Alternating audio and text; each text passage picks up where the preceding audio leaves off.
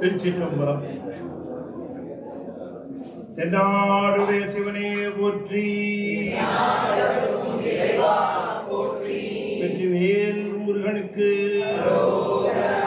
திருச்சிற்றம்பலம். ஞானசம்பந்த பெருமான் சிவிகையிலிருந்து கேட்கிறார், சிவிகை ஏன் இன்னும் நகரவில்லைன்னு. அப்போ இந்த நாட்டின் முதலமைச்சர் கீழே விழுந்து வணங்கி கொண்டு இருக்கிறார், எழுந்திருக்கிறார் அப்படின்னார். உடனே இவர் இறங்கி போய் அவரை திருமேனியை தொடுகிறார். அவர் அப்புறம் தான் எழுந்திருக்கிறார். சாமி தொடர்ந்து அப்படி எழுந்திருச்ச உடனேயே அங்க கோபுரம் தெரிகிறது, இந்த திருக்கோயில் தெரிகிறது. அதை பார்க்கிறார். அப்படியே கால நேரம். இதுதான் திரு ஆலவாய் திருக்கோயிலா? இதுதான் அங்கேற்கண்ணியோடு சிவபெருமான் வீற்றிருந்து அருளுகின்ற இடமா? இதுதான் திருவிளையாடல் புராணத்திற்கு காரணமாக இருக்கக்கூடிய திருக்கோயிலா? இப்படி எல்லாம் தானே கேட்டிருக்கணும். ஆனா எப்படி கேட்டா தெரியுங்களா? ஞானசம்பந்தர், இந்த கோயில் தான் மங்கையர்க்கரசியார் பணி செய்கிற திருக்கோயிலான்னு கேட்டார். மங்கையர்க்கரசியார் பணி செய்கிற திருக்கோயிலான மங்கையர்க்கரசி வளவர் கொண்பாவை வரிவளை கை மட மாணி பங்கைய செல்வி பாண்டிமாதேவி பணி செய்து நாள் தோறும் பரவ பொங்கடல் உருவன் புதநாயகன் நால் வேதமும் பொருள்களும் அருளி அங்கைய கண்ணி தன்னோடு அமர்ந்த ஆலவாயாவதும் இதுவே. இதுதானான்னு கேட்கிறார் சாமி. ஏன்னா அப்பதான் மதுரைக்கு வராரு, பாண்டிய நாட்டுக்கு வராரு, அதனால கேட்கிறார். இப்போ மங்கையர்க்கரசி யாரு எவ்வளவு தூரம் தெரிஞ்சு வச்சு அவர் தானே அழைச்சது. இங்க மங்கையர்க்கரசி யார் தானே அழைச்சது. பாண்டிய நாட்டுக்கு வரும்படி அழைத்தது அம்மையார் தானே. இப்படி அவர் வந்தது, ஊருக்குள்ள வந்த பொழுதே இந்த சமணர் எல்லாம் ஒரு செய்தி மட்டும் மங்கையர்க்கரசியார் நிறைய பெரிய வரலாறு, இந்த சுருக்கமா ஒரு செய்தியை சொல்லிடுறேன். இந்த அம்மையாருடைய மதிநுட்பம். இப்ப இந்த பார்த்த உடனே திருநீர் பூசின அந்த குழந்தை கூட அடியார்கள் எல்லாம் போறதை பார்த்த உடனே சமணர்களுக்கு வயிறுல எரிச்சல், பொறுமத்தை பொறாம தாங்கல. என்ன எப்படி வந்தாங்க என்னன்னு தெரியல, எப்படி வந்தாங்க. நேர பாண்டிய மன்னன் ராத்திரியோட ராத்திரியே சந்திக்க போறாங்க. பகல்ல பார்த்து விட்டு ராத்திரி போறாங்க. பாண்டிய மன்னன் என்ன விஷயம் இந்த நேரத்தில் வந்திருக்கீங்க? நம்ம ஊருக்கு ஒரு சாம்பல் பூசின குழந்தை வந்திருக்குது. அப்படியா? எந்த குழந்தை, யார் வந்திருக்கிறது, எதுக்காக வந்திருக்கிறாங்க அப்படின்னு பாண்டிய மன்னன் கேட்கிறார். ஒரு நாட்டில் இருக்கக்கூடிய அரசனுக்கு ஒற்றர்கள் சிறப்பாக இருந்தால் இந்த மாதிரி யாராவது வந்தா உடனே போய் மன்னனுக்கு செய்தி எட்டிடணும். இன்னார் வந்திருக்கிறாங்க, இன்னார் காரணத்துக்காக வந்திருக்காங்கன்னு மன்னனுக்கு ஒற்றர் மூலமா செய்தி போயிருக்கணும். ஆனா மன்னருடைய ஒற்றர்கள் எப்படி இருக்காங்க பாருங்க. இவர் அவங்கள கேட்கிறாரு, எப்படி எதுக்கு வந்திருக்கிறாங்க, என்ன விஷயம். அப்ப அவங்க சொல்றாங்க,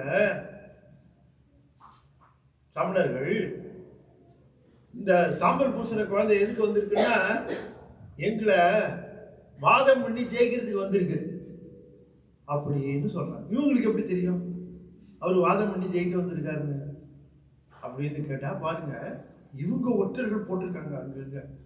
யாரு? சமணர்கள். சமணர்கள் ஒற்றர்கள் நிறைய பேர் வச்சிருக்கிறாங்க. பாண்டிய மன்னனுக்கு ஒற்றர் இருந்த லட்சணத்தை சொன்னேன். சமணர்களுடைய ஒற்றர்கள் பார்த்தீங்கன்னா, சமண ஒற்றர்கள் எல்லாம் எங்கெங்கெல்லாம் சமண அந்த கூட்டம் நடக்குதோ அங்கெல்லாம் போய் உட்காந்து கேட்கணுங்கிறது முக்கியம் இல்லை. எங்கெங்கெல்லாம் சைவ கூட்டம் நடக்குதோ, எப்படி சைவ கூட்டம் எங்கெங்க நடக்குதோ அங்கே போய் உட்காந்து இன்ஃபர்மேஷன் கேதர் பண்ணிட்டு வரணும். அதனால அவங்க சோழ நாட்டிலையும் சமண ஒற்றர்களை போட்டிருந்தாங்க. அந்த ஒற்றர்கள் போய் அந்த வேதாரண்யம் என்று சொல்லக்கூடிய திருமறை காட்டில் இருந்தப்ப அந்த ஒற்றர்கள் சமணர்களுக்காக எங்கெங்கெல்லாம் ஞானசம்பந்தர் போறாரோ, எங்கெல்லாம் திருநாவுக்கரசர் போறாரோ அங்கெல்லாம் கூட போய் இன்னது பேசுறாங்க, இன்னது சொன்னாங்கன்னு வந்து இன்ஃபர்மேஷனை சமணர்களுக்கு அனுப்புறாங்க. அப்படி இருக்கிற பொழுது அவரு ஒரு பதிகம் பாடினார். நீங்க போனா 4 கோடி சரியில்லைன்னு. என்ன பதிகம் பாடினார் ஞானசம்பந்தர்? நீங்க மதுரைக்கு போகாதீங்க, 4 கோடி சரியில்லைன்னார். அப்ப ஞானசம்பந்தர் என்ன பாடினார்? வேகுரு தோழி பங்கன் விடமுண்ட கண்டன் மிக நல்ல வீணை தடவி மாசரு திங்கள் கங்கை முடிமேலணி என் உடமே புகுந்த அதனால் ஞாயிறு திங்கள் செவ்வாய் புதன் வியாழம் வெள்ளி சனிவாம் 2 உடனே ஆசரு நல்ல நல்ல அவை நல்ல நல்ல அடியார் அவர்க்கு மிகவே. இந்த பாட்டை பாடிட்டே இருக்கிறார். அடியார்கள்லாம் கேட்குறாங்க. இந்த பதியத்தை பாடுறார், எல்லாருக்கும் கேட்குற மாதிரி. சமண ஒற்றர்களும் இருக்கிறாங்க, கேட்குறாங்க. அப்போ அதில் 10வது பாட்டு என்ன பாட்டு பாடுறாரு? புத்தரோட அமனை வாதில் அழிவிக்கு மன்னல் திருநீர் செம்மை தடமே திடமே. என்ன சொன்னாரு? புத்தரோடு அமனை வாதில் அழிவிக்கும். இதை நோட் பண்ணிட்டான், பதிகத்துல பாடுறாரு. அதனால அமணர்களை அழிப்பேன் வாதத்தில்னு சொல்றாரு. அதனால அவருக்கு மதுரைக்கு வரத்துக்கு வாய்ப்பு இருக்கு, வராருன்னு சொல்லி இன்ஃபர்மேஷன் சமணர்களுக்கு முன்னாடி அனுப்பிச்சுட்டான் சமண ஒற்றர்கள். இப்ப பாண்டிய ஒற்றர்களை விட சமண ஒற்றர்கள் எவ்வளவு பெருசு பாருங்க. சரி, இவங்க 2 பேரும் யார்? 2 பேரும் சமண ஒற்றர்கள் வந்து கேட்டது ஒரு புறம் இருக்க, இப்ப திருஞான சம்பந்தர் ஏன் மதுரைக்கு வரேன்னாரு? நல்ல வரலாறு படிச்சிருந்தீங்கன்னா தெரியும். திருஞான சம்பந்தர் மதுரைக்கு வரும்படி சொன்னது யாரு? மங்கையர்க்கரசியார் தானே. அப்ப அவங்க தானே ஒற்றர்கள் அனுப்பிச்சிருக்கிறாங்க. ஒற்றர்கள் அனுப்பிச்சு எப்படியாவது பார்த்து சாமியை கன்வின்ஸ் பண்ணி இங்க மதுரைக்கு வரும்படி சொல்லுங்க, ரொம்ப நிலைமை சரியில்லை அப்படின்னு சொல்லி அனுப்பிச்சிருக்காங்க. இந்த ஒற்றர்கள் அங்க போயிருக்கிறாங்க, சாமி கிட்ட சொல்லிட்டாங்க. அதனால சாமி வந்து கிளம்பி வரேன்னு வர. அப்ப இந்த சமணர்களுக்கு ஒற்றர்கள் வந்து சமண ஒற்றர்கள் இந்த சாமி வந்து வாதில் வெல்லுவேன்னு சொல்ற, அவர் அங்க வர. ஆனா அவர் அங்க வருவிக்கிறது யாருன்னு இந்த ஒற்றர்களுக்கு தெரியல. அது மங்கையர்க்கரசியார் ஒற்றர்னு தெரிஞ்சுக்க முடியல அவங்களால. அந்த அளவுக்கு மங்கையர்க்கரசியார் ஒற்றர்கள் சாமர்த்தியமாக இருந்தார்கள். உங்களுக்கு புரியுதுங்களா? பாண்டிய மன்னனுடைய ஒற்றர்களை விட, சமண ஒற்றர்களை விட மங்கையர்க்கரசியார் ஒற்றர்கள் ரொம்ப ஷூடு. அந்த அம்மையார் ஏன்னா அங்கதான் இருக்கிறாங்க, பாண்டிய மன்னன்கிட்டே இருக்காங்க, அவன் சமணன். அதனால அது யாருக்கும் தெரியாதபடிக்கு அந்த ஒற்றர்களை அனுப்பித்து அவரை வரவழைச்சு அந்த அற்புதத்தை செய்தார்கள். பாண்டிய நாட்டையே மாற்றினார்கள், நீர் பூசுற நாடாக மாற்றினார்கள். அந்த பாண்டிய நாட்டில் 2 பேர் குலச்சிறையாரும் மங்கையர்க்கரசியார் மட்டும்தான் மதுரை கோயிலுக்கு போவாங்க அந்த காலத்தில். இன்னைக்கு இத்தனை பேர் போகிறதுக்கு காரணம் யாருன்னு கேட்டால், மங்கையர்க்கரசியாரும் திருஞான சம்பந்தரும் தான் அந்த கோயிலை மீட்டு கொடுத்தவர்கள். யாராவது நன்றியை நினைக்கிறாங்களா? மதுரை கோயிலுக்கு போயிட்டு வெளியில் வரவங்களை யாரையாவது பிடிச்சி கேளுங்க, திருஞான சம்பந்தம் தான் தெரியுமான்னு கேட்டு பாருங்க. எங்கள் 8th வீட்டில் ஒரு பையன் இருக்கான், அவன் பேர் திருஞான சம்பந்தம். அவன் தான் சொல்கிறீங்களா நீங்கள் அப்படின்னு கேட்பாங்க.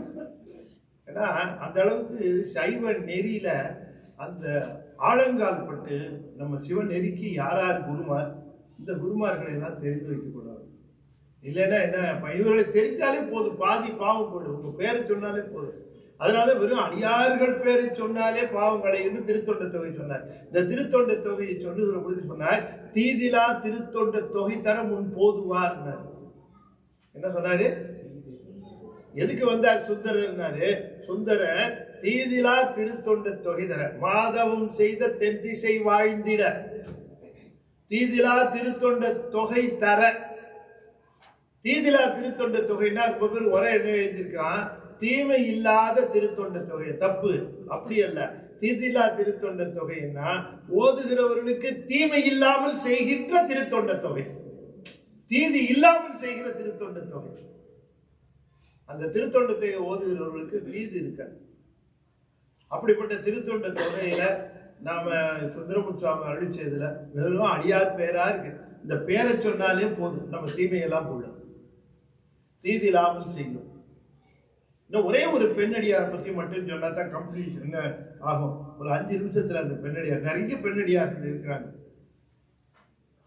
கோச்சகச்சோழனுடைய தாயார், இந்த குழந்தை ஒரு நாழிகை கழிச்சு பிறக்குமானால் இது உலகையே ஆளும், ஆனா இப்ப டெலிவரி ஆயிடுச்சுன்னா அவ்வளவு சிறப்பு இல்லைன்னு சொன்னாங்கிறதுக்காக சோழ நாட்டையே வாழ்விக்கிற ஒரு குழந்தை வருது, சிவனுடைய திருக்கோயில்களை புதுப்பிக்கிற ஒரு கோயில் குழந்தை வருதுன்னு தெரிஞ்சா அதுக்காக நான் எதையும் செய்ய தயாரா இருக்கிறேன்னு இந்த தாயார் அந்த பிரசவம் ஆயிடக்கூடாதுங்கிறதுக்காக தன்னை தலைகீழாக கட்டி தொங்க விட்ட சொன்னாங்க. யாரு? கோச்சங்கன் தாயார். அதனாலதான் அது அந்த கோச்சங்கனுக்கு கண்ணு சிவந்து போச்சு. ஏன்னா ரத்தம் தலைவில பாஞ்சு கண்ணு சிவப்பா போச்சு. இந்த குழந்தை கொண்டு காட்டுறாங்க தாய்கிட்ட. ஒரு நாளையை கழிச்சு திரும்ப அவங்கள இறக்கி குழந்தை பிறந்தது கொண்டு வந்து காட்டுறாங்க. கோச்செங்கண்ணனோ அப்படின்னு கேட்குறாங்க. அதுக்கு கேட்ட பேர் தான் கோச்செங்கன் அப்படின்னு பேர் வச்சது. அவங்க உடனே இறந்துடுறாங்க. தான் இறந்து போகும்னு தெரிஞ்சும் கூட இந்த தாய் எத்தனை பெரிய ஒரு கோச்செங்க சோழனை தந்துட்டு போன தாய். அப்படி நிறைய பெண்ணடியார்கள் இருக்கிறாங்க. அதே போல இன்னொரு பெண்ணடியார், சிறப்பான பெண்ணடியார் திருநீலநக்கர்னு ஒருத்தர். அவர் திருக்கோயிலுக்கு போனார், எப்பவும் பூஜை பண்ணுவார். அம்மையார் கூட நிற்பாங்க, இப்படி பார்ப்பார், நீர் எடுத்து கொடுப்பாங்க, உடனே பால் எடுத்து கொடுப்பாங்க, பூ எடுத்து கொடுப்பாங்க, எல்லா பூசி சாமான் எடுத்து கொடுப்பாங்க. இவரும் பூஜை பண்ணுவார். அந்த அம்மையார் பூஜை பண்ண மாட்டார், கூடவே நிற்பாங்க. அன்னவரே எம் கணவராவார், அண்ணாவுக்கு தொண்டு செய்ய வேண்டும்னு கேட்டது மாதிரி கணவரையே சிவத்தொண்டரா இருந்து அவருக்கே தொண்டு செய்துட்டு இருந்தார். அவர் ஒரு நாள் பூஜை பண்ணிட்டு இருந்தார். பூஜைக்கு அவருக்கு என்னவோ கம்ப்ளீட் ஆகல. ஆன்மார்த்த பூஜை பண்ணுவது வழக்கம் அப்பெல்லாம் கோயில் இல்லை. உட்கார்ந்துட்டு இருந்தாரு. திடீர்னு ஒரு சிலந்தி பூச்சி அந்த இது மேல விழுந்துருச்சு. உடனே இந்த அம்மையாருக்கு பொறுக்க முடியல. நின்று பார்த்துட்டு இருந்தாங்க. இவர் பூஜையெல்லாம் முடிஞ்சு தியானத்தில் இருக்காரு. இந்த அம்மையாருக்கு பொறுக்க முடியல. அந்த சிலந்தி விஷ சிலந்தி அது சாமி மேல உழுதுன்ட்டு ஓடி போய் என்ன பண்ணாங்க, கிட்டக்க போய் வாயினால துமிந்தார்கள். வாயினால துப்புதல் வேறு, வாயினால் ஊதுதல் வேறு. வாயினால் துமிதல்னு ஒரு தமிழ்ல ஒரு வார்த்தை இருக்கு. அது என்ன? எச்சி கலந்த காத்த விடுறது. ஏன்னா எச்சில் பாதி சமயத்துல பாத்தீங்கன்னா இப்பவும் கூட கிராமத்துல ஏதாவது அடிபட்டுச்சுன்னா பசங்க டக்குன்னு எச்சியை தடவி பேப்பரை ஒட்டிடுவான். அதான் அவனுக்கு பேண்டேடு ஒட்டிடுவான். இன்னைக்கு பல மிருகங்கள் தன்னுடைய எச்சியில தான் நோயை குணப்படுத்தும், புண்ணை குணப்படுத்தும். இது என்ன பண்ணாங்க, இந்த அம்மையார் எச்சில் கலந்து இளங்குழவியில் விழும் சிலம்பி என விரைந்து, குழந்தை மேல ஒரு பூச்சி விழுந்துட்டா தாய் எப்படி பதறுவாளோ அப்படி சிவலிங்கத்து மேல இந்த பூச்சி விழுந்ததை பார்த்து பதறி தூங்கிஞ்சா. இவர் எழுச்சிட்டார் கோமா. என்ன பண்ண நீ? உன் எச்சி காத்து சாமி மேல பட்டுருக்க. காலையில இருந்து நான் பூஜை பண்ணிட்டு இருக்கிறேன். மனைவியார் அன்பினை மனதினில் கொள்ளார், புனைநூல் மார்பர் இணைய செய்கை அனுச்சிதமாம் என்பார். நீ அனாச்சாரம் பண்ணிவிட்ட, இனிமே உன்னை நான் உனக்கு சம்மந்தம் இல்லை, நீ என்னை விட்டு போயிடு அப்படின்னு உன்னை நான் திறந்துட்டேன்ட்டார். இந்த ஒரு இடத்துல சொல்லிட்டு இருந்தா ஒருத்தர் எழுச்சி கேட்டார், இப்படி கூட ஒரு வழி இருக்கா சார்? அவன் என்ன கஷ்டப்படுறானோ திறந்துட்டு போய் பூஜையெல்லாம் திரும்ப முடிஞ்சு வீட்டுக்கு போயிட்டாரு. கனவுல வருகிறார். அவர் பேர் அயோத்திநாதர், திருச்சாத்தமங்கைன்னு ஊரு. கனவுல வருகிறார். பள்ளிகொள் பொழுதில் அயவந்தி பரமர்தான் வெள்ள நீர்ச்சடையுடன் தோன்றி, அந்த கங்கை பாய்கிற சிரசோடு வந்து காட்சி தருகிறார். அந்த அயோத்திநாதரை பார்த்துட்டு திருவடியில விழுந்து வணங்குகிறார். யாரு? திருநீலநக்கர். சாமி, அற்புதமான காட்சி சாமின்னு இப்படி பார்க்கிறார். மேலே ஒரு பக்கம் கொப்பளமா இருக்கு. அவர் பார்த்துட்டு கேட்கிறார், என்ன சாமி ஒரு பக்கம் கொப்பளமா இருக்கு, இன்னொரு பக்கம் கொப்பளம் இல்லை, என்ன கொப்பளம் ஒரு பக்கம் மட்டும் இருக்குன்னு கேட்கிறார். என்னப்பா தெரியாத மாதிரி கேட்கிற? நீ பூஜை பண்ணிட்டு இருந்த பொழுது ஒரு சிலந்தி பூச்சிய மேல விழுந்துச்சு இல்ல? ஆமா, அது விஷ சிலந்தி தெரியுமா? நல்ல வேளை உன் மனைவி வாயினால ஊதி துமிந்தார். துமிந்தபால் ஒழிய அந்த எங்கெங்கெல்லாம் ஊதுனாலும் அங்கெல்லாம் கொப்பளம் சரியா போச்சு. நீ அதுக்குள்ள அவசரப்பட்டு அவளை நிறுத்திவிட்ட. மீதி பக்கம் கொப்பளம் அப்படியே தங்கி போச்சுப்பா. அங்கேயும் ஊதிருந்தா எனக்கு கொப்பளம் சரியா இருக்குமான்னு கேட்டேன். இந்த பெண்ணடியாருடைய சிறப்பு பாருங்க. அப்ப அந்த அம்மையாருடைய வாய் எச்சில் புனிதமாகி விட்டது. மேல கங்கையோட வந்திருக்காரு. அதை ஸ்ப்ரே பண்ணியிருந்தா கூட கொப்பளம் யாரி இருக்கணும். ஆனா அதை விட புனிதமானதா அந்த பெண்ணடியாருடைய சிறப்பு. எப்படி உடனே அதிர்ந்து போய் ஓடுகிறார் கோயிலுக்கு. விட்டுட்டு வந்த மனைவியை அழைச்சிட்டு வந்து, என்ன உன்னால நான் சுவாமியை கனவுல பார்த்தேன், உன்னாலதான் என்று சொல்லி அந்த பெண்ணடியாருடைய அந்த அடியாரையை அழைத்து கொண்டு வருகிறார். நீ உன்னுடைய பெருமை தெரியாமல் போயிடுச்சுமா அப்படின்னார். அப்படி பல பெண்ணடியாருடைய சிறப்பு நம்முடைய பெரிய புராணத்தில் இருக்கிறது என்று சொல்லி சுருக்க அளவிலே இந்த பெரிய புராணத்தில் இந்த பெண்ணடியார் சிறப்பை நிறைவு செய்து கொண்டு கேள்வி நேரம் ஒதுக்கணும்னு சொல்லுகிறார்கள். சரியாக 30 நிமிடங்கள் கேள்வி நேரம் நம்ம ஒதுக்குகிறோம். யாருக்காவது ஏதாவது கேள்வி இருக்குமானால் கேட்கலாம். கேள்வியை எழுதணுமா, எழுதிக்கலாம் கேட்கணுமா? ஏற்கனவே எழுதி போட்ட கேள்விகள் இருக்கா? அதை சிவா வாசிப்பாரா? கொடுத்தாலும் சரி.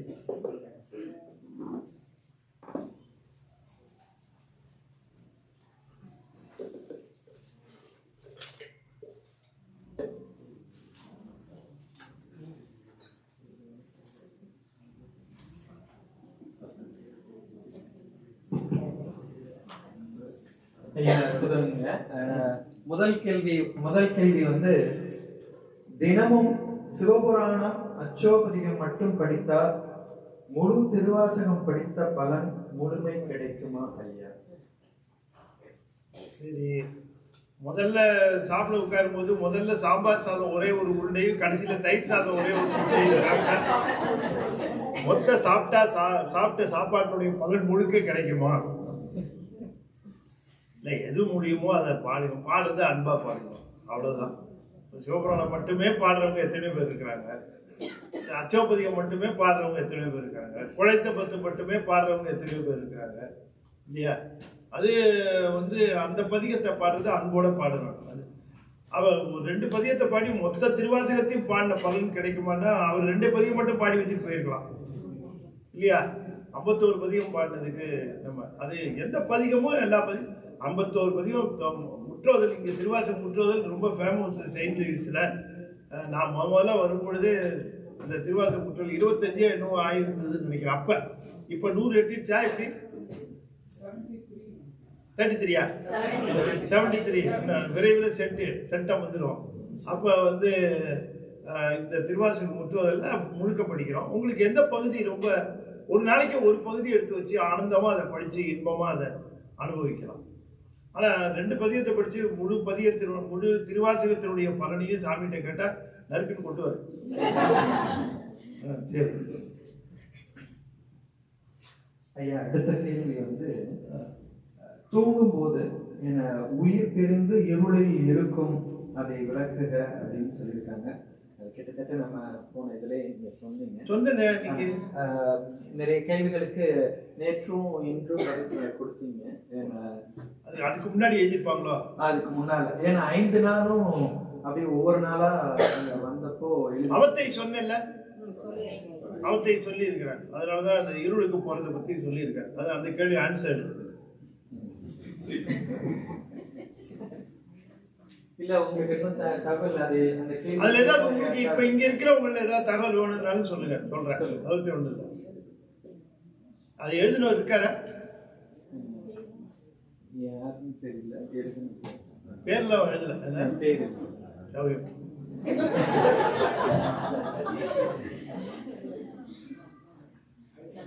ஐயா, அடுத்த கேள்வி செயின்ட் லூயிஸ் முருகன் திருக்கோயிலுடைய தலைவர் லக்ஷ்மணன் ஐயா எழுதி கொடுத்தது.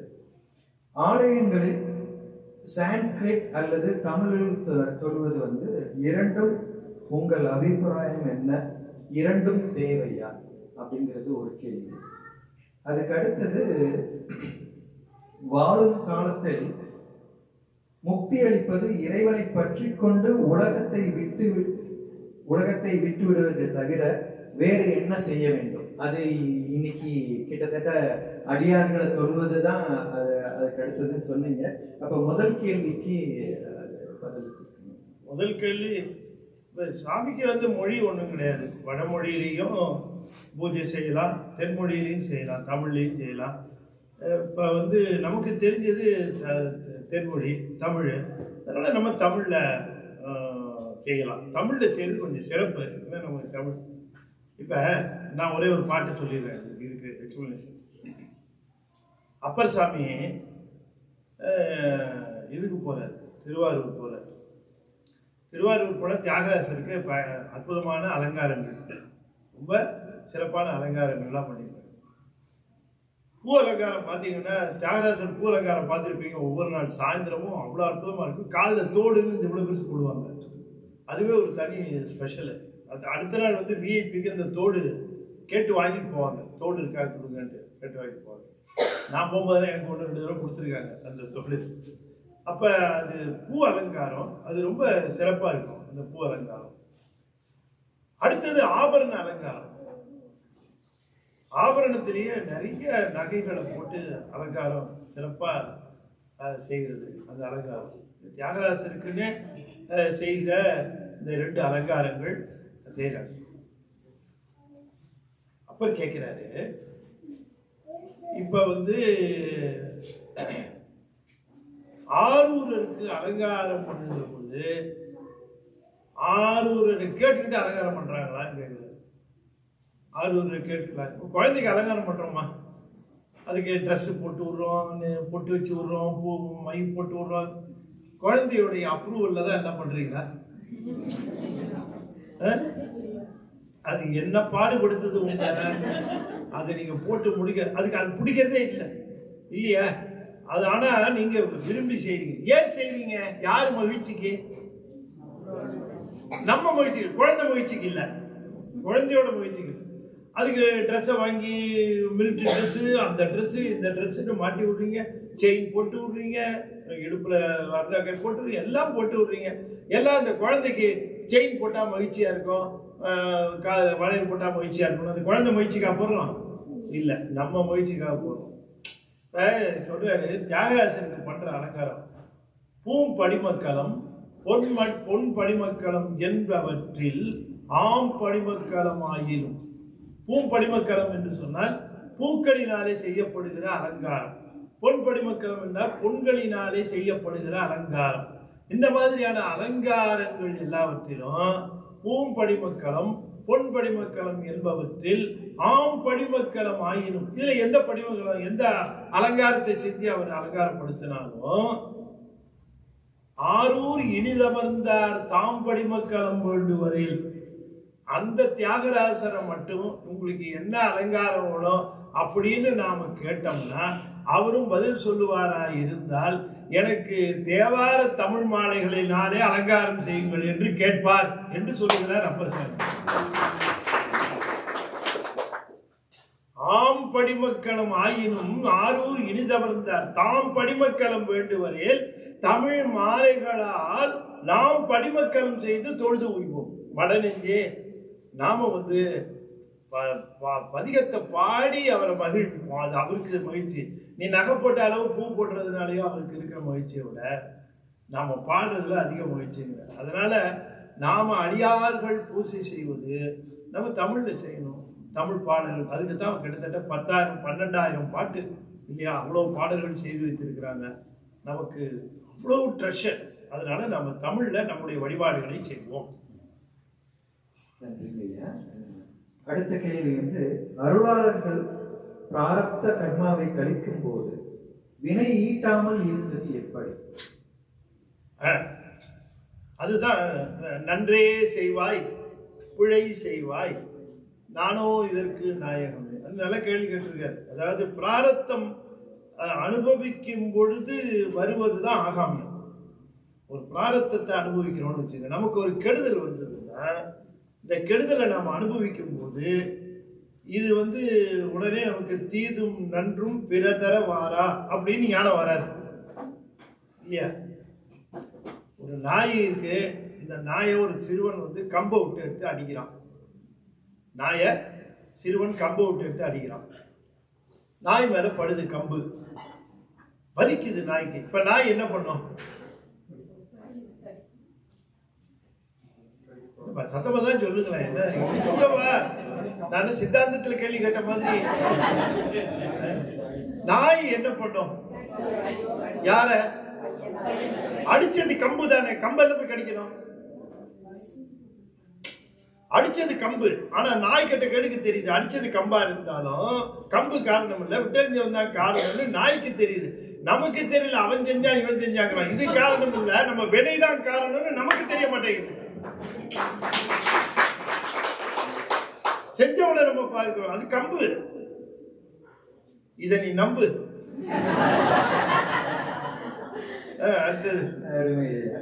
அடுத்தது இது பசுபத சைவ நெறி.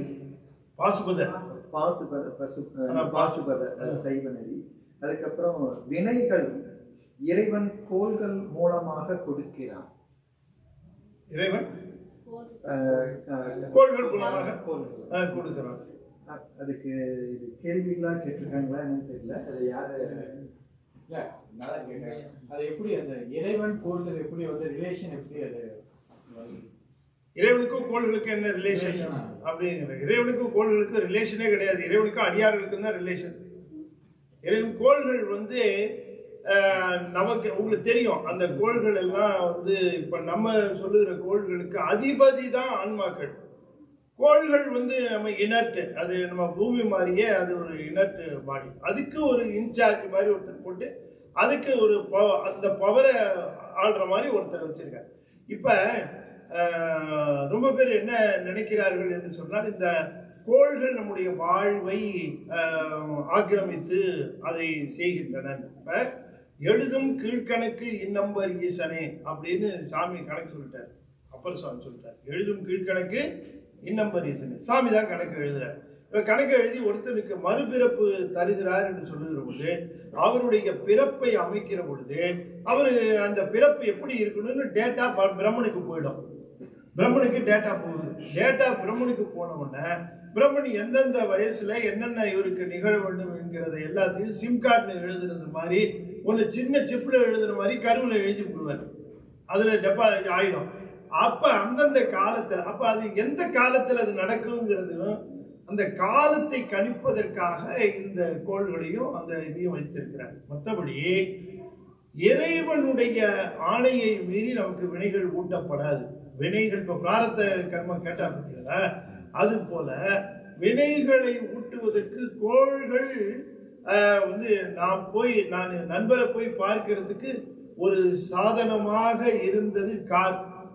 நானும் எனக்கும் நண்பருக்கு இருக்கிற தொடர்புக்கு காரணமே கார்னு சொல்ல முடியுமா? என் நண்பனோட எனக்கு தொடர்பு இருக்கிறதுக்கு காரணமே இந்த கார் தான் அப்படின்னு சொல்ல முடியுமா? இல்லை, வேற காரணம். அப்ப அதே போல கோள்களும் ஒரு கார் மாதிரி, அந்தந்த நிலையில அந்தந்த காலகட்டத்துல அந்தந்த இது நிகழணும். அதுக்கு ரெஸ்பான்சிபிலிட்டி இல்லை. இப்ப அதை மாத்தணும்னு நினைச்சா என்ன பண்றது? நம்ம சிவபெருமான்கிட்ட தான் முறையிடணும். அதனாலதான் அவ்வினைக்கு இவ்வினையாம் என்று சொல்லும் அகுதறிவீர் உய்வினை நாடாதிருப்பது. உய்வுன்னா ரிலீஃப், ரெமடி. உய்வினை நாடாதிருப்பது உந்தமக்கு ஊனம் என்றே கைவினை செய்து எம்பிரான் கடல் போற்றுதும் நாமடியும் செய்வினை வந்தம்மை தீண்டப்பெறா திருநீலகண்டம்.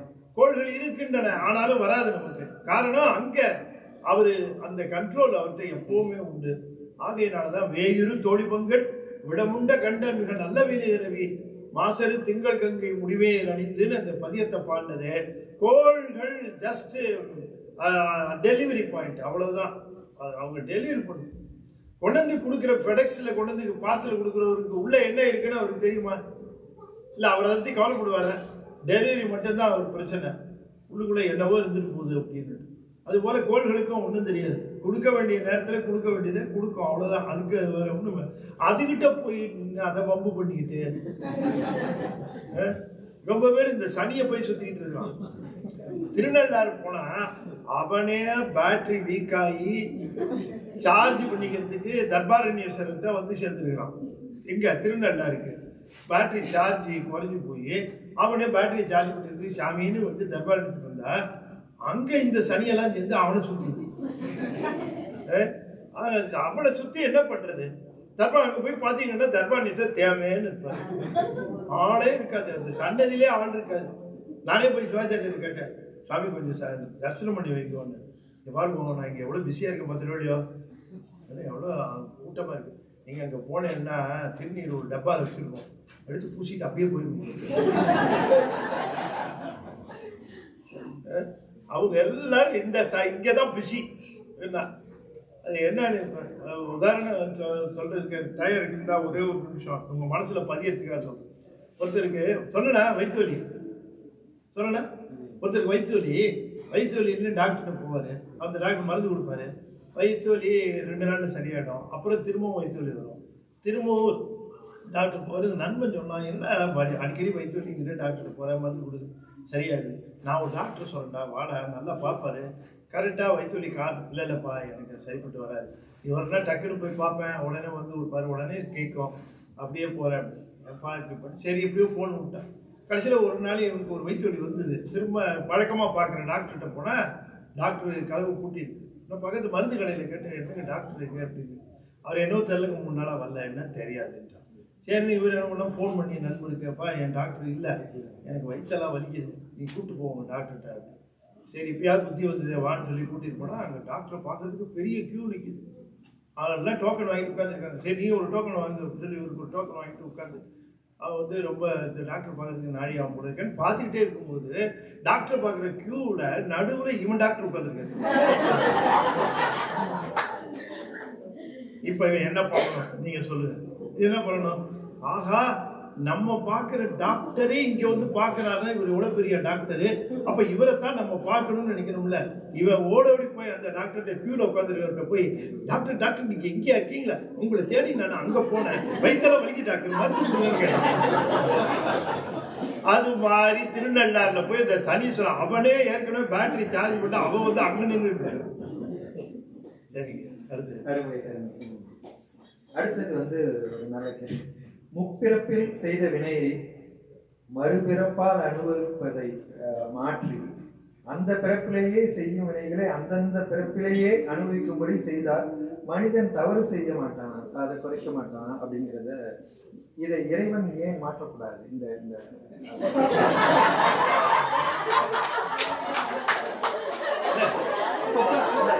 பிறப்பிலேயே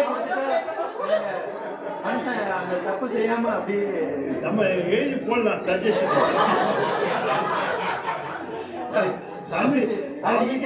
சஜஷன் கொடுக்கலாம். அதனால என்ன, நம்ம எழுதி ஒரு டப்பால போற மாதிரி அவருக்கு எழுதி போட்டு பண்ணலாம். அதாவது இப்ப இந்த பிறவியில செஞ்சது இந்த பிறவியில வராதுன்னு யார் சொன்னாங்க? அது முதல்ல தெரிஞ்சது.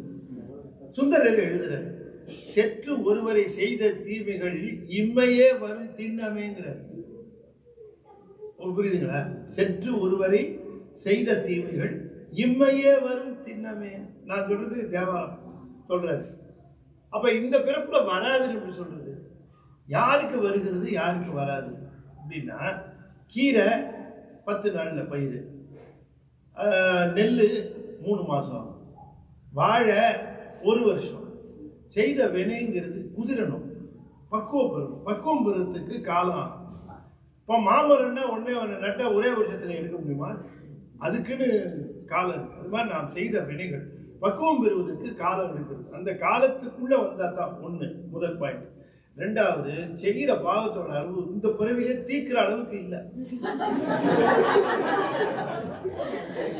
இல்லை ஏன்னு கேட்டா, வினைங்கிறது செயல் மட்டும் இல்லை, நினைவுனால செய்வது வினை, மொழியினால செய்வது வினை, அதே விதத்தில் செயலினால செய்வது வினை. 3மே வினை. இதை நம்ம நிறைய செய்கிறோம் இந்த 3.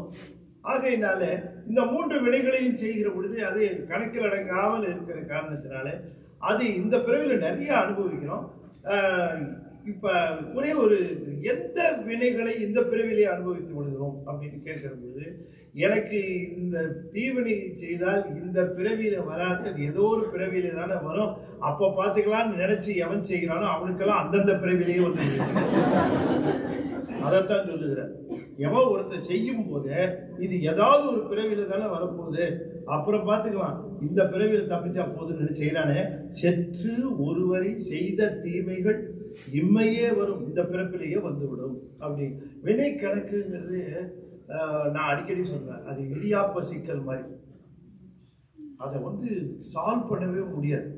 எப்படி ஒரு ஆன்மாவுக்கு வினையை சிவம் ஊட்டுகிறது அப்படின்னு சொல்றது நீங்க கணக்கே பண்ண முடியாது, கண்டுபிடிக்கவும் முடியாது. அந்த மாதிரி வினை ஊட்டம் இருக்கும். இப்ப ஒருத்தருக்கு நீங்க சொல்லுங்க, ஒருத்தருக்கு லாட்டரியில அவர் போட்டிருந்தார், 1 கோடி ரூபாய் பரிசு விழுந்துருச்சு. இப்ப அவருக்கு நல்வினையினால அது வந்தது. பாத்தீங்களா உங்களுக்கு? அவர் நல்வினை ஏதோ பண்ணியிருக்காரு, அதுக்கு 1 கோடி. இப்ப அவர் ஒருத்தர் தான் நன்மை அடைவாரா? என்னங்க, ஒரு குடும்பமே நன்மை அடையும். இன்னும் கொஞ்சம் தான் சுத்தி இருக்கிற அத்தனை பேருக்கும் இப்ப அத்தனை பேர் நல்வினை பண்ணியிருக்காங்க. இவர் ஒருவர் நல்வினை செய்து அனுபவிக்கும் போது அத்தனை பேருடைய நல்வினையும் ஒன்னா சேருது. இப்ப அத்தனை பேர் நல்வினை உடையவர்களையும் ஒன்னா சேர்த்து வச்சிருக்காரு. அப்ப இவர் அனுபவிக்கும் பொழுது அவர்களுக்கும் அனுபவிக்குது. இது பரவாயில்லைங்க. இவருக்கு 1 கோடி விழுந்துருச்சுன்னு பக்கத்து வீட்டுக்காரனுக்கு ஹார்ட் அட்டாக் வந்துருச்சு. அவனுக்கு 1 கோடியா? இப்ப இவன் என்ன பண்ணான்? இந்த வினை அனுபவிக்கிறதுக்கு அவன் அங்க இருந்து பக்கத்துல உட்கார வச்சிருப்பாரு.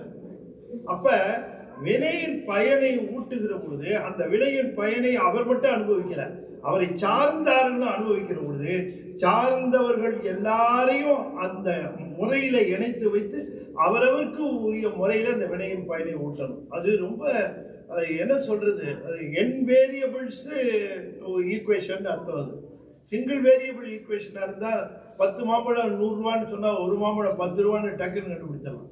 10 மாம்பழமும் 10 கொய்யாவும் 250 ரூபான்னு சொன்னா ஒரு மாம்பழம் ஒரு கொய்யாவின் விலை என்னன்னா தெரியாது இல்லைங்களா? 2 வேரியபிள்ஸ் வந்துருச்சு, 2 ஈக்குவேஷன் வேணும். 10 மாம்பழம் 10 கொய்யா 10 ஆப்பிள் இதெல்லாம் சேர்ந்து 180 ரூபா. ஒரு ஆப்பிள் விலை என்ன, ஒரு கொய்யா பழம் விலை என்ன, ஒரு மாம்பழ விலை என்ன, இன்னும் காம்ப்ளிகேட்டடு இல்லையா? இப்படி போக போக காம்ப்ளிகேட்டட். இது மாதிரி வேரியபிள்ஸ் அதிகமாக ஈக்குவேஷன் காம்ப்ளிகேட் ஆகும். அது மாதிரி இந்த வினைப்பயனை ஊட்டுகிற பொழுது என் வேரியபிள்ஸோட இந்த காம்ப்ளிகேஷன் அப்படி ஊட்டுகிறார் இந்த வினைப்பயனை. அதாவது அடிக்கடி சொல்லுவார், இடியாப்ப சிக்கல்னு. எங்க நுனி இருக்கு எங்க இருக்கு அவருக்கு தான் தெரியும். இந்த வினைப்பயனை ஊட்டுகிற பொழுது அப்படித்தான் ஊட்டுகிறார். நமக்கு சம்பந்தமே இல்லாதது நினைச்சிட்டு இருப்போம். ஆனா வினைப்பயனை ஊட்டுறதுக்கு நம்மளை கொண்டு அங்கே உட்கார வச்சிருப்பார். நம்ம அந்த வினைப்பயனுடைய பயனை நாம் அனுபவிப்போம். அடுத்தது பேய்களுடன் சிவன் இருக்கும் தருணம் எதற்காக? பேய்கள்ங்கிறது அதுவும் ஒரு நிலையில ஆன்மாக்களினுடைய நிலையாக பேசப்படுகிறது. பேய் கணங்கள் என்பது யாரெல்லாம் சிவனை விட்டு பிரியக்கூடாது என்றும் சிவனுக்கு தொண்டு செய்ய வேண்டும் என்று கருதுகிறதோ அது பேய் கணங்கள் வேறு, பேய்கள் வேறு. ரெண்டையும் குழப்பிக்கூடாது. பிறப்புல ஒன்று பேய், அது மனுஷ பிறப்பு மாதிரியே இந்த பேய் பிறப்புங்கிறது ஒரு பிறப்பு. அந்த பிறப்புக்கு எல்லா விதமான பிறப்பு நிலைகளும் இறப்பு நிலைகளும் உண்டு என்று நாம் பார்க்கிறோம் நம்ம சைவ சித்தாந்தத்தில். அந்த பேயாக இருக்கிற அந்த நிலையில அதனுடைய வாழ்நிலை எப்படிங்கிறத காரைக்கால் வேற எழுதுனதை நம்ம பார்த்துக்கிறோம்.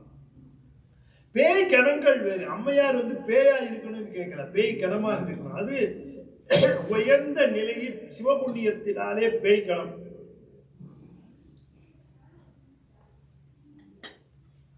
அதனாலதான் நான் அதை சொன்னேன். அம்மையாரே திருவந்தாதியில பாடுறாங்க, பொற்புடைய செய்ய புண்டரீகங்கள், பொற்புடைய செய்ய பாத புண்டரீகங்கள், அந்த திருவடியாகிய தாமரை மலர்களை போற்றும் நற்கணத்தவருள் ஒன்றானேன். அந்த போற்றுகின்ற நல்ல பேய்கணத்திலே நானும் ஒருத்தியாக ஆகிவிட்டேன் என்று அம்மையார் சொல்லுகிறார்கள். அதனால பேய் கணம் வேற, அது பெருமை உடையது. பேய் வேற, அது ஒரு பிறப்பு. அடுத்தது சைவ சித்தாந்த கோட்பாடுகள் அத்வைத கோட்பாடுகளை அடிப்படையாக வெளிவந்தது பற்றி ஏதாவது குறிப்புகள் உள்ளதா என்று இல்ல. அத்வைதம்ங்கிறது சங்கராத்வைதம்னு சங்கரர் சொன்ன அத்வைதம். நம்முடைய சைவ சித்தாந்தம் ரொம்ப பழமை. அந்த சைவ சித்தாந்தத்திலிருந்து பிரிஞ்சது தான் எல்லாமே. சைவ சித்தாந்தம் எவ்வளவு பழமைன்னா அதனுடைய பழமைக்கு எடுத்துக்காட்டு என்னன்னு கேட்டா, நம்முடைய மொழி இருக்குல்ல, தமிழ் மொழி, அதுவே சைவ சித்தாந்த கோட்பாட்டு இருக்கு. அதை பத்தி பேச ஆரம்பிச்சா அது 1 மணி நேரம் தேவை. நம்ம மொழி இருக்குல்ல, வினை வினைச்சொல், பெயர் சொல், உரிச்சொல், இந்த மாதிரிலாம் தமிழ் இலக்கணம் இருக்க. இந்த தமிழினுடைய அமைப்பு முறை பார்த்தால் அந்த தமிழினுடைய அமைப்பு முறை சைவ சித்தாந்த நெறியோடு மிகச் சிறப்பாக எப்படி உயிர் செய்வதற்கு வினைன்னு பேர் இருக்காங்க. அந்த அந்த வினைக்குரிய பயன் எதிர்வினை இருக்கிறது. இப்படி அந்த கொள்கைகள் எல்லாம் பார்க்கிற பொழுது ரொம்ப பழமையான ஒரு கொள்கை நம்முடைய சைவ சித்தாந்தம். அத்வைதம் சங்கராச்சாரியார் வந்ததுக்கு அப்புறம் சங்கராத்வைதம் வந்தது. கிட்டத்தட்ட 8ஆம் நூற்றாண்டு 10ஆம் நூற்றாண்டு போல அது பேசப்படுகிறது அதிகமாக. ஆனால் 1ஆம் நூற்றாண்டு சங்கத்தமிழ் 1ஆம் நூற்றாண்டு கிட்டத்தட்ட 2000 வருஷத்துக்கு முன்னால திருமுருகாற்றுப்படை ரொம்ப பழமையான நூல். அதை விட பழமையான கடவுள் நூலே கிடையாது. முதல் கடவுள் தமிழ் நூல் திருமுருகாற்றுப்படை. முதல் கடவுள் தமிழ் நூல் முருகனை பற்றியது திருமுருகாட்டு. முதல் கடவுள் தமிழ் நூலே முருகனை பற்றியது தான். அது திருமுருகாற்றுப்படை. மற்றதெல்லாம் அங்கங்கே சங்கத்தமிழ்ல குறிப்புகள் இருக்கும். முழு நூல் கிடையாது. முருகனுக்குத்தான் முழு நூல் இருந்தது. அதுதான் இருக்கிறதுலேயே பழமையான. அதனால தான் 11ஆம் திருமுறையில் அது முதல்ல நம்முடைய திருமுருகாற்றுப்படையை வச்சிருக்கிறாங்க. 10 பாட்டிலையும் அதை வச்சிருக்கிறாங்க. அப்படி சங்க இலக்கியத்திலையும் திருமுறையிலையும் இருக்கிற ஒரே நூல் திருமுருகாற்றுப்படை. அதில் சொல்லுகிறார், சாமியை போய் பார்த்து முருகனை பார்த்தா முருகன் உனக்கு என்ன பரிசு தருவான்? ஒரு நீயாகி தோன்ற விழுமிய பெறலரும் பரிசில் நல்கும் மதி. ஒரு நீயாகி தோன்ற அப்படிங்கிறார் நக்கீரர். இந்த ஒரு நீயாகி தோன்றங்கிறது என்னன்னு நீங்க சொன்னீங்கன்னா சுத்தாத்விதம். அது நம்ம தான் முதல்ல தமிழ்ல சைவ சித்தாந்தம் தமிழனுக்கு உரிய சொத்து என்பதை நாம் தெரிந்து கொள்ள வேண்டும். அது எங்கேருந்து இம்போர்ட் பண்ணலை நம்ம, அது நம்முடைய சொத்து. அது பார்த்தீர்கள் சொன்னால் இப்போ கணியன் பூங்குன்றனார் போன்றவர்களெல்லாம் ரொம்ப அற்புதமாக அந்த வினை கொள்கையெல்லாம் அற்புதம். தீதும் நன்றும் பிறத்தர வாரா, வினைகள் எல்லாம் பிறத்தர வாரான்னு இப்போ அதுதான் நம்ம எக்ஸ்பிளனேஷன்லாம் கொடுத்தோம். அதெல்லாம் சைவ சித்தாந்த கருத்து அத்தனை அற்புதமாக விளங்குகிறது. எனவே நமக்கே உரிய சொத்து சைவ சித்தாந்தம். அடுத்தது அகத்தூய்மைக்கு தாங்கள் கூறும் அறிவுரை. அகத்தூய்மை அது ஒரு கேள்வி. அதுக்கப்புறம் 2வது கேள்வி அவங்க கேட்டதுக்கு நீங்க ஆன்சர் பண்ணிட்டீங்க. தீதும் நன்றும் பிறர் தரவாரா, இதற்கு தான் கூறும் விளக்கம் சொல்லிட்டார். தீது நன்று பிறர் தரவாரா அப்படின்னு சொல்லி அகத்தூய்மை பற்றி கேட்கிறார். அகத்தூய்மைங்கிறது நம்ம இறைவனை பற்றிய தேவார, திருவாசக, திருமுறை பாடல்களை ஓதுவதும் அதிலே ஆழ்ந்து நிற்பதும் தான். அதில் அதுதான் பற்றுக பற்றற்றால் பற்றினி அப்பற்றை பற்றுக பற்று விடற்கு. அழுக்கு நீங்கணும்னா தூய்மையை பற்றி கொள்ள வேண்டும். நமக்கு எப்பொழுதும் தூய்மையான அகம் இருக்கணும், நல்ல எண்ணங்கள் இருக்கணும். நல்ல எண்ணங்கள் இருக்கிறவர்களோடு கலந்து நிற்கணும். சிறந்த எண்ணங்கள் உடையவர்களோடு கலந்து நின்னீங்கன்னா உங்கள் எண்ணமும் சிறந்த எண்ணமாகவே இருக்கும் இல்லையா? எப்பவும் சிவனடியார்கள் கூட்டத்திலேயே இருந்துகிட்டு இருந்தோம்னா அவங்களையே நட்பு கொண்டிருந்தா அவங்க எதை பற்றி பேசுவாங்க? அவங்க அதை பற்றி தான் பேசுவாங்க. அப்போ எப்பவும் உங்களுக்கு அந்த நினைப்பே இருக்கும். அது ஆட்டோமேட்டிக்காக அவங்களுடைய அகத்தூய்மைக்கு காரணமாகும் இல்லையா?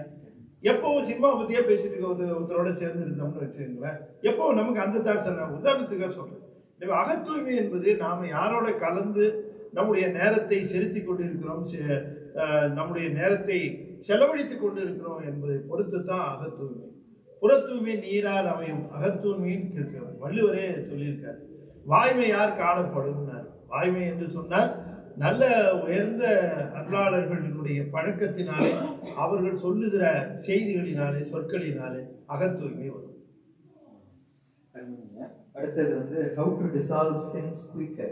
பாவத்தை எப்படி சீக்கிரமா கழிக்கிறது அப்படின்னு கேட்கிறாங்க.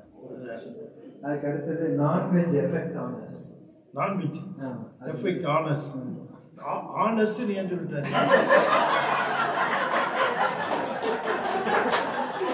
Non veg will not have effect on me. குடும்பத்தையே சேர்த்து சொல்றாங்க. அது ரொம்ப பொது உடைமையில அது அப்படி சொல்லிட்டாரு. ஆனஸ்ன்னு சொல்லிட்டாரு. அர்த்தம்லாம் கிடையாது அது. சரி, அது முதல் கேள்வி என்ன கேட்டிருக்காரு? பாவத்தை விரைந்து பாவத்தை தீர்ப்பது எப்படி அப்படின்னு கேட்கிறாரு. சின்ன அழுக்கா இருந்தா, அழுக்கு சின்னதா இருந்தா சீக்கிரமா போயிடும். டத்து ரொம்ப மோசமா இருந்ததுன்னா இல்லைங்களா? அதை ஊற வைக்கணும், அதை கும்மணும், குத்தணும், துவைக்கணும், அடிக்கணும் இல்லையா? அப்போ வீட்டுக்காரர் நினைச்சுக்கணும் எங்க போய் அழுக்கப்பட்டு வந்ததுன்னு தெரியணும், இப்படி பண்ணிட்டு வந்துருச்சு அப்படின்னுட்டு இல்லையா? ஆபத்தினுடைய தன்மையை பொறுத்து தான். இது வந்து லாண்ட்ரி மாதிரி ஆர்டினரிலாம் ஒன்றும் பண்ண முடியாது.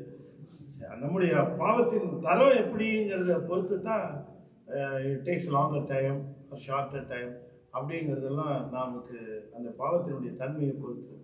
பாவத்துக்கு வந்து பாவம் செய்கிற பொழுதே பரிகாரம் இருக்குது செஞ்சுக்கலாம் அப்படின்னு செய்கிற பொழுது அந்த பரிகாரம் ஒர்க் அவுட்டே ஆகாது.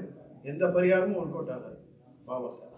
ஆகையினால புத்திபூர்வமாக செய்யப்படுகிற பாவங்களுக்கெல்லாம் அதிகமான அபுத்திபூர்வமாக தெரியாமல் செஞ்சுக்கிட்டதுக்கு அது திருமுறைகளை பாடி மற்றவற்றை பாடி அந்த பாவத்தை கழித்து கொள்வதற்கான வழி இருக்கு. அதுவும் பரிகாரம்லாம் பண்ணி பிரயோஜனம் இல்லை. அது திருமுறைகளை பாடுதலும் திருமுறை சார்ந்து அடியார் கூட்டத்தில் இருக்கிறதும் தொண்டு செய்தலும் இந்த மாதிரி விஷயங்களினாலே நாம் அதை போக்கிக் கொள்ளலாம் என்பதுதான் அது பதில். இப்போ ஃப்ளோர்ல வேற யாருக்காவது ஏதாவது கேள்விகள் இருந்துச்சுன்னா சொல்லுங்க.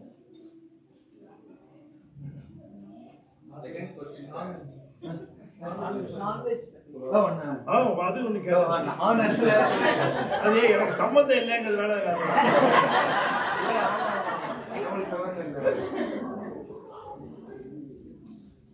புலால் உண்ணுதல் தவறு தான், அது தப்பு தான், அது தவிர்க்கணும் புலால் உண்ணுதல். ஏன்னா தன்னூன் வளர்த்தற்கு பிரிதூன் உண்பான் எந்நாற்றும் கொள்ள அருள்னு கேட்கிறார். அருள் இருக்கிறது என்று சொல்லிக் கொள்கிற ஒருவன் தன்னுடைய ஊனை வளர்த்து கொள்வதற்கு பிற உயிர்களின் ஊனை உண்டால் எவ்வாறு வரும் அப்படின்னு கேட்கிறார்.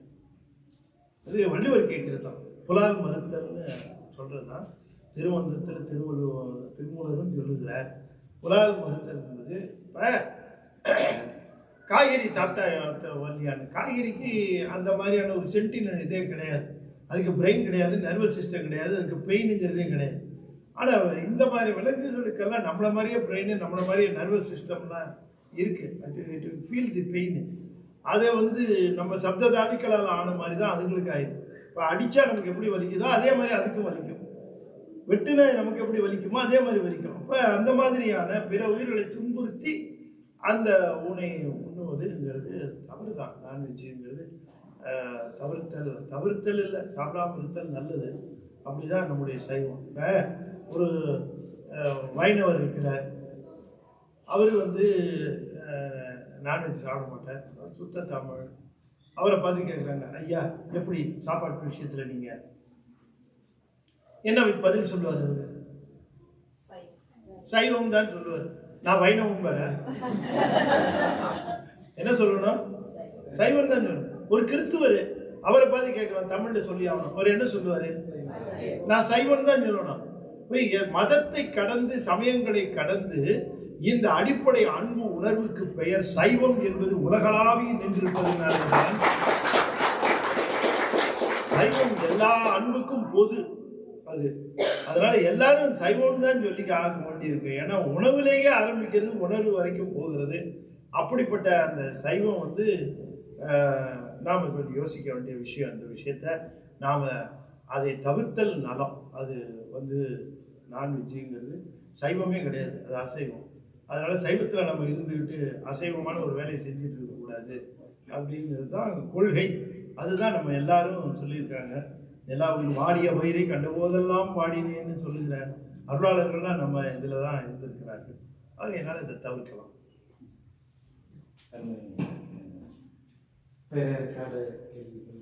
ஐயா பாசுபத சைவ நெறிய சொல்லுங்க, விளக்குங்க. அது வழக்கண்ணா இப்போ டைம் இல்லையே. பாசுபதம்ங்கிறது அறுவகை சமயங்கள்ல அகச்சமயங்கள்ல அது ஒரு சமயம். பாசுபத சமயங்கிறது நீங்களே சொல்லியிருக்கீங்க. அந்த பாசுபத சமயத்தில் சொல்லுகிற பொழுது இந்த பதி என்பதும் பசு என்பதும் அங்கே ஒன்றாக ஆகிற அந்த முத்தி நிலையில பசு என்பது இல்லாமல் பதியாகவே மாறிவிடும் அப்படின்னு சொல்லுகிறார்கள். நாம் அதை ஒத்துக்கிறது இல்லை. நாம் இன்பத்தை துய்ப்பதற்கு கடைசி வரைக்கும் ஆன்மா அங்கே இருக்கும். ஆன்மா இல்லாமல் போகாது. ஆன்மா இல்லைன்னா எது இன்பத்தை அனுபவிக்குது இல்லையா? ஆன்மா இருந்தால் தானே இன்பத்தை அனுபவிக்கிறது, முத்தி இன்பத்தை அனுபவிக்கிறதுன்னு ஒன்று இருக்கும். அடிப்படையாக முக்கியமாக அதுதான் சைவ சித்தாந்தத்தில் சொல்லப்படுவது. முத்தியிலையும் 3 பொருள்களும் இருக்கும். அகச்சமயத்தில் 3 இருக்காது, 2 தான் இருக்கும் அப்படிங்கிறத சொல்லுவார்கள். அது ஒன்று இருக்காதுன்னு. ஆனால் நம்ம சொல்கிறோம் முத்தி நிலையிலும் கூட சிவத்தோடு சேர்ந்த பிறகு கூட ஆன்மா இருக்கும். ஆன்மா இருக்கிற பொழுது அப்போ தான் அது சிவமாயிடும், பிரம்மமாயிடும், ஆன்மாவே இருக்காதுன்னு இல்லை. அது சிவத்தின் நிலையில் நிற்குமே தவிர அது இருக்கும். உங்களுக்கு உதாரணம் சொல்லணும்னா புரியும். ஒரு சீடன் இருந்தால் ஒரு குருவானவர் ரொம்ப சின்சியராக இருக்கிறான்ட்டு உனக்கு எதாவது வேண்டாம் கேளு சொல்கிறேன் தரேன்னாரு. எனக்கு ஒன்றும் வேணாம் சாமி அப்படின்னு. இல்லை பரவாயில்ல கேளு. இல்லை எனக்கு ரொம்ப நாளாக ஒரு ஆசை, இந்த பாதாம் அல்வாங்கிறது மேலே எனக்கு ரொம்ப ஆசை. அந்த பாதாம் அல்வா சாப்பிடணும் தான் ஆசை. அவ்வளோதானே, இதுக்காக இவ்வளோ யோசனை பண்ணுறேன் இதோ அப்படின்னுட்டு தன்னுடைய கமண்டலத்திலேருந்து நீரை தெளித்து அவர் மந்திரத்தை செவிச்சார். சீடன் பாதாம் அல்வாவாக போயிட்டான். யார் சாப்பிட்றது? இவங்க நல்லா யோசனை பண்ணணும். ஆன்மாவே சிவமா போயிடுச்சுன்னா சிவத்தை யாரும் அனுபவிக்கிறது? பேரின்பம் தருகிற பொருள் ஒன்று இருக்குமானால் பேரின்பம் பெறுகிற பொருளும் இருக்கணும், உயிரும் இருக்கணும், பேரின்ப பரிமாற்றமும் நிகழணும். 3 இருக்கணும். ஆனால் இருந்து இல்லாமல் இருக்கணும். திரிபுடிகம்னு பேர் இருக்கு. 3 இருந்து இல்லாமல் இருக்கணும். அப்பதான் சித்தமலம் அறிவித்து சிவமாக்கி என்னை ஆண்டங்கிறார் பாருங்க. சிவமானதுக்கு பிறகு ஆண்டான் அடிமை ஆட்சி தொடர்கிறது. என்னை ஆண்டன்னு தொடருது. ஆன்மா இருக்கும். ஆன்மா ஆனந்தத்தை பெறும், கொடுக்கறதுக்கு அவர் இருப்பார். ஆனால் பிரிப்பில்லாமல் ஆன்மா தன்னை ஒரு ஆன்மா என்று கருதாமல் ஆனந்தத்தை அனுபவித்துக் கொண்டு தன்னிலை இழந்து நிற்கும். வேற ஏதாவது கேள்விகள்? சரி, நேரம் கடந்து விட்டது. நம்முடைய ராஜா அவர்கள் கடியாரத்தை 4-5 தடவை தட்டிட்டார். ஆகையினால இந்த அளவில் நாம் நிறைவு செய்கின்றோம். நாளைய தினம் நிறைவு நாள். நாளைய தினம் நடராஜர் தத்துவம் இங்கே இதே இடம் தான்ல? இதே இடம். நேரம் 4 மணியா? 4 மணிக்கு குழந்தைகள் நிகழ்ச்சியெல்லாம் ஏதோ இருக்கப்படுது. ஆமாம், குழந்தைகள் நிகழ்ச்சி இருக்கு. இது நடராஜ தத்துவமும் சிதம்பர ரகசியமும் பார்க்க போகிறோம் நாளைக்கு. ஏன்னா அதில் ஐயா 1 மணி நேரம் பேசுவாங்க. அதுக்கப்புறம் ஒரு குழந்தைகள் நிகழ்ச்சி இருக்கு. அதுக்கப்புறம் திருவிழா பேசுவாங்க. அப்புறம் உங்களுக்கு வேறு ஏதாவது கேள்விகள் இருந்துச்சுனாலும் நாளைக்கும் கேள்விகள் கேட்கலாம் என்று சொல்லி மிக சிறப்பாக இன்னைக்கு பெரிய புராணத்தில் பெண்ணடியார்கள் பற்றி நாம் சிந்தித்தோம். கேள்வி பதில் நாம் சிந்தித்தோம். இந்த நேரமெல்லாம் உங்களுக்கு பயனுள்ள நேரமாக அமைந்தது என்று கருதி, இது வாழ்க்கையில் வாழ்ந்த நேரம், பேசாத நாளெல்லாம் பிறவா நாளே, இதெல்லாம் நாம் வாழ்ந்த நேரம் என்று சொல்லி இப்பொழுது நிறைவு செய்யும் முகமாக 5 எழுத்தை 5 முறை ஓதுவேன். அன்பர்கள் தொடர்ந்து ஓத வேண்டும் என்று திருவடி பணிந்து வேண்டிக் கொள்கிறேன். ஓம் நம சிவாய. ஓம் நம சிவாய. ஓம் நம சிவாய. ஓம் நம சிவாய. ஓம் நம சிவாய. ஓம் நம சிவாய. ஓம் நம சிவாய. ஓம் நம சிவாய. ஓம் நம சிவாய. ஓம் நம சிவாய. திருச்சிற்றம்பலம். தென்னாடுடைய சிவனே போற்றி. வெற்றிவேல் முருகனுக்கு. திருச்சிற்றம்பலம். நன்றிங்க ஐயா. நாளைக்கு 4 மணிக்கு பார்க்கலாங்க.